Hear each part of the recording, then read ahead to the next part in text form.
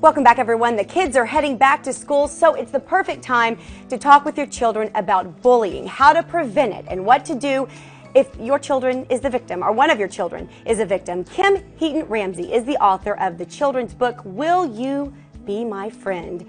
And it's a wonderful book, and it's helping children and parents really address this issue, which is so serious right now, Kim. So why did you write this book? Is there a special reason or an experience maybe you or one of your children had? No, not really. I just think that in this world, acceptance is one thing we need, and we know that without acceptance, children who are different tend to be bullied. Yeah. And it's so important. And I think a lot of parents they know they need to have that conversation with their child, but they just don't know where to start, especially if their child is a little younger. And so you're going to help us do that right now. And you have three specific things that parents need to do. And one of them you say is start talking to your children at an early age. So by early, how early are we talking here? What age is 4 or 5 smart? years old, preschool.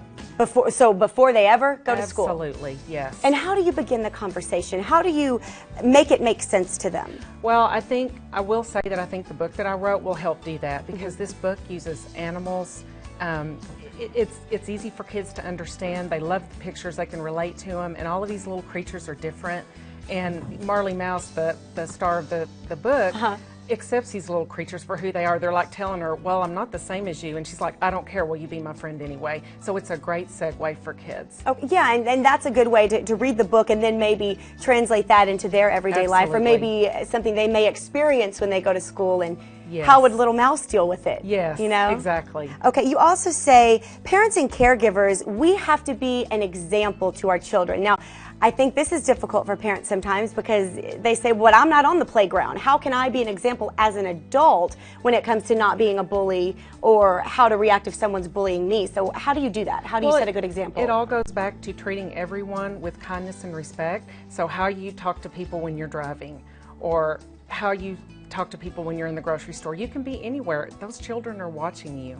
You just got me on the driving one there. Oh, and me I too. need to censor myself in the car. True enough, but they're watching, and we've got to set the example. We've got to walk the walk. So we're talking every day, anytime they're in earshot, you should be really watching what you're saying and how you're saying it. Or if parents make a comment about someone who's overweight or something like that, we've got to be cognizant of that. We've got to set the example. And I think a lot of people don't understand that children hear everything. They pick up on everything, even sometimes when they're in the other room and you think they're watching SpongeBob. Exactly. They hear it. Oh, yeah.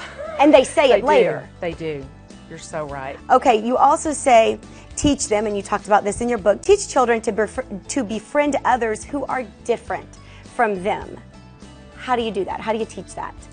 Well, I think I think it just comes with that acceptance, and I think, again, you talk to your kids about it. You know, if they say, well, you know, this child so-and-so is different, they wear different clothes, or they do this, or they do that, and, you know, that's a good opportunity for you to talk to your child and say, you know what, they could probably really use a friend. You need to be nice to them.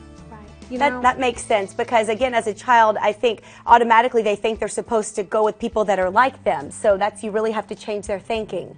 And that's what all the research said. That's why children are bullied, because they're different. That's really what it boils down to when you really think about it. Well, this is so important, and you know, people, it affects them for the rest of their lives. If they were bullied, if they are a bully, it has such an incredible impact. And so this is so important, and your book is wonderful, and thank you for writing it, and hopefully people will get it. Where can they get it if they want to read it to their kid? They can get it through Amazon, Barnes & Noble, also Author House.